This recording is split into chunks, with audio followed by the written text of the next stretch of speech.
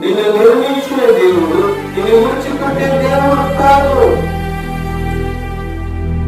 ఎందుకంటే నిన్ను సృష్టించాడు, నిన్ను నిర్మించాడు కాబట్టి ఆయన ఏమై ఉన్నాడండి? నీకు సహాయం ఇచ్చేవాడై ఉన్నాడు. నువ్వు అనుకుంటారు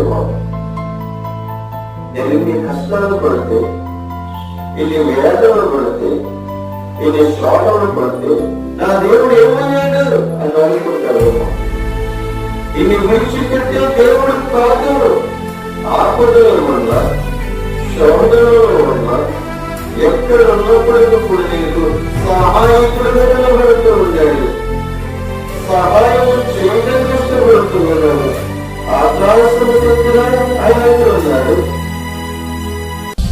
పాతాళంకి వెళ్ళినా ఆయన అక్కడ ఉన్నాడు, పరదేశంకి వెళ్ళి